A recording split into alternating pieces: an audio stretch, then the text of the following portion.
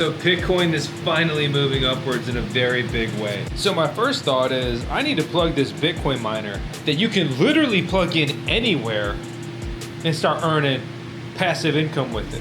Why was it off? I basically ran out of cooling capacity for it.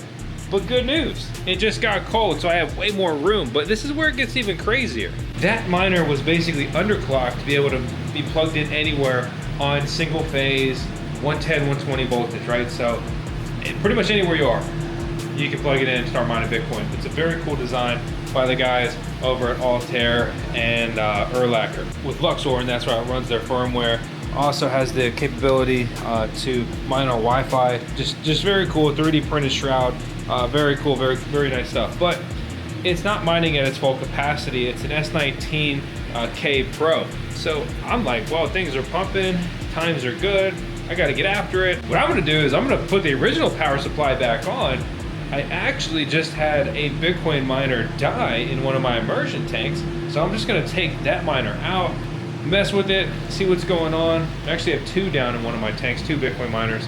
But the point is, I'm gonna just go ahead and make this a full-scale, industrial-grade, 240 voltage Bitcoin miner again, so I can mine more Bitcoin. So if you want to learn more about this miner in its original design, check out our video on that. But yeah, that's not what today's video is about. We're gonna make this thing powerful again. It's a shame because it's very cool, and it has so much utility, but I'm not a small-scale miner.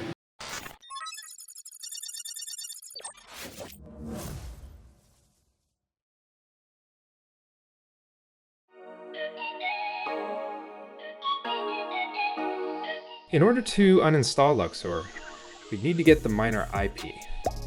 And now we will go to settings and scroll to the end. Hit the uninstall button and we'll be back to stock. So first things first, we gotta work backwards, right? So we have this shroud up here. What are we gonna do? Well, take it off.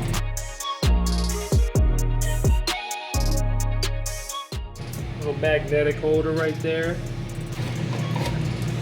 Shroud removed.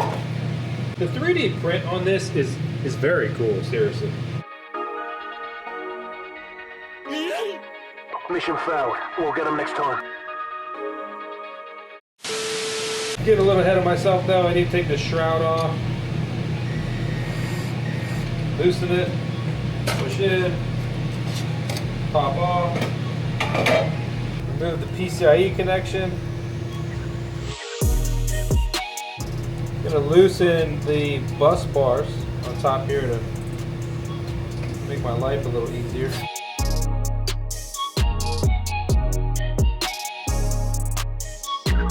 These come with the original power supply. So I'm just simply reinstalling the original power supply. This is a little bag that comes with this kit. And it's mission critical, right? Why? So I've taken the Loki board off. And now I've got the PSU. I got the PSU connector reconnected. It says a little jumper built into it. I'm removing that. I'll just go ahead and put that back in this bag in case I ever want to redo this. Or essentially do this to a different miner.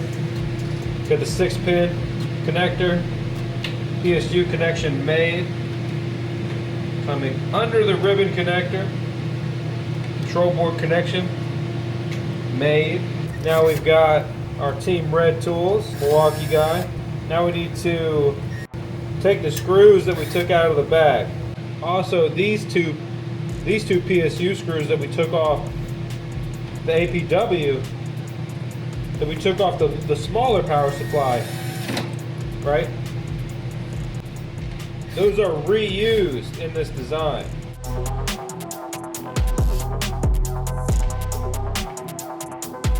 Everything's nice and tight here. So before I get too crazy, I'm going to take an Ethernet cable, plug it in. I've got a power cable right here. It's got two C13 connections, which is what I need for the standard issue Bitmain power supply.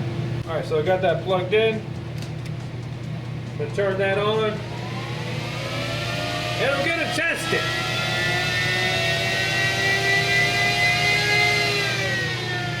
One eternity later. All right, shut it down. Gordon Ramsay, shut it down. So we just ran through putting this thing back together, showed you uninstalling this firmware if you want to uninstall it. We have tutorial guides on other firmware, like how to install Brains and use it for things like that.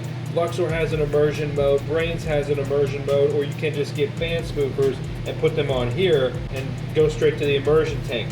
One thing to really be aware of and look out for, especially on the S19K Pros, if you happen to have those, they are very weird. We have the flat style fan connector and then the four square style connector here for two different types of fans.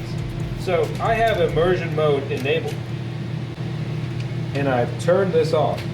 So I'm going to take the fans off. First thing I do, unhooking it at the control board. I'm just cutting a zip tie.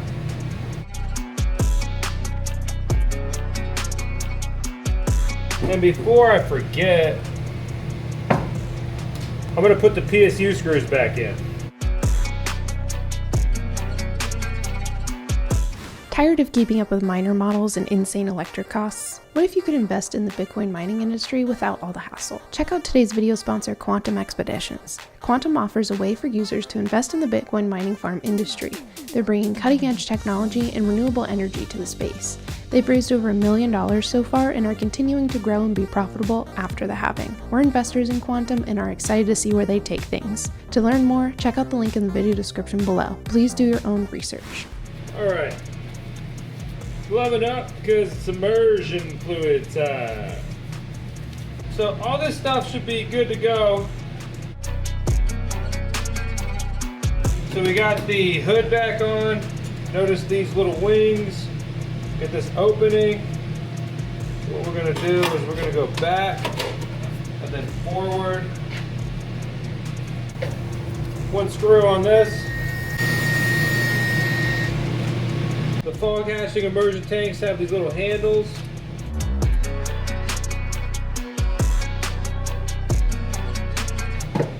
Okay. Man, I pulled my back so bad. Wow. Oh, look, now you're in pain too. Okay, I got the top off the tank here.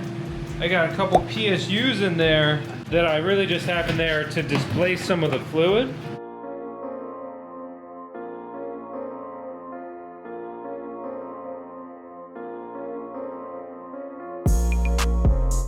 All right, we got that deployed in there.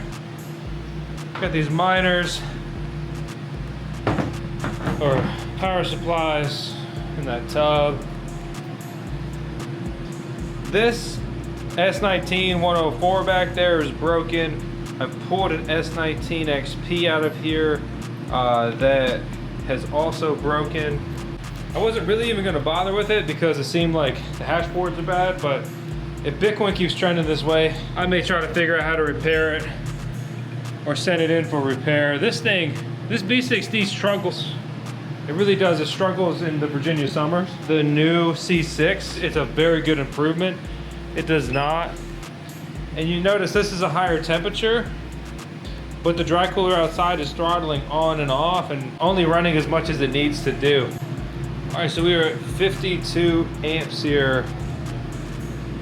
Pulling this up on the mining pool. The last share was 16 seconds ago.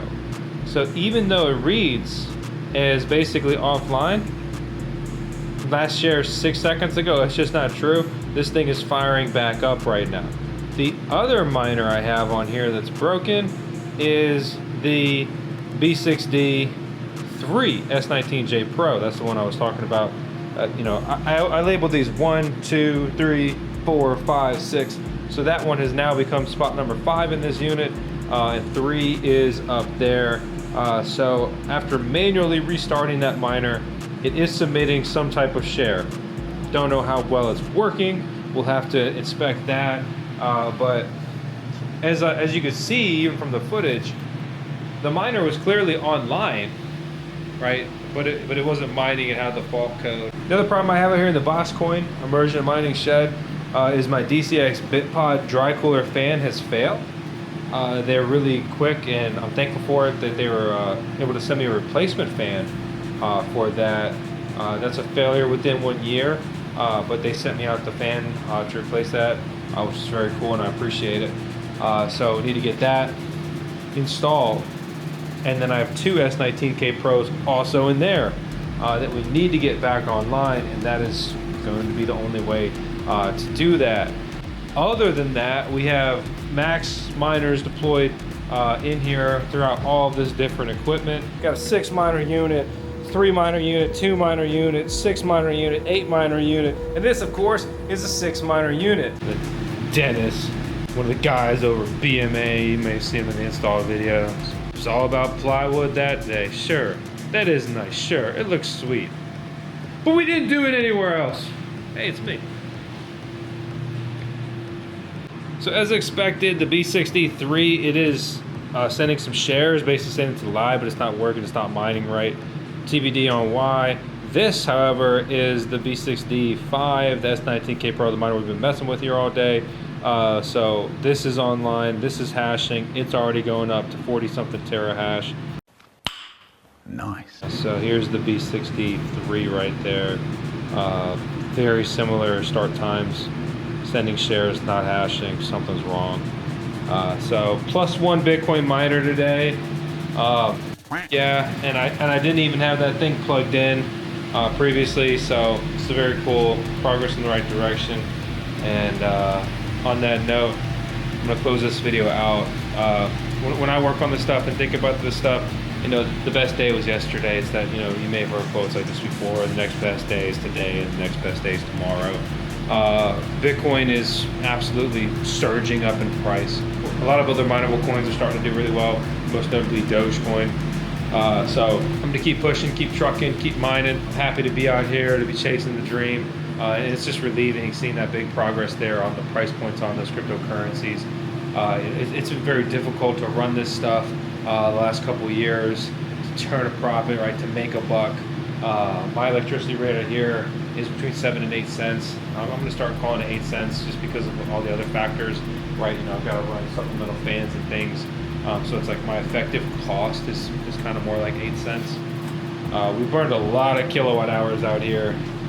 You kind of look up what that means. I mean, look up what like it would take to install a solar system to generate 65,000 kilowatt hours per year, right? Because I've had this system installed for I don't know, around a year or so, and I've consumed just with this tank, right, 65,000 kilowatt hours, and that's the dry cooler that runs it, another 4,000, so essentially 70,000 kilowatt hours on this system.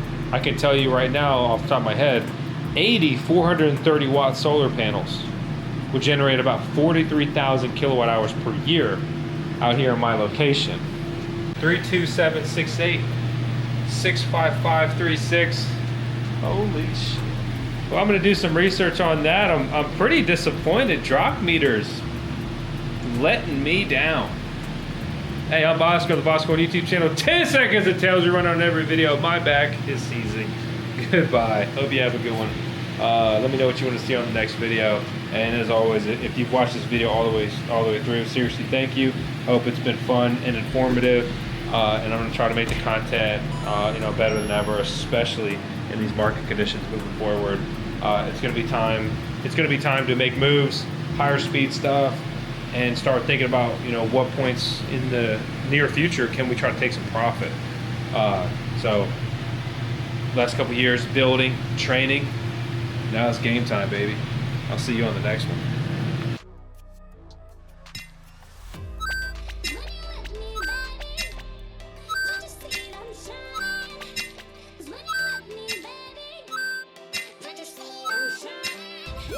When you let me, baby.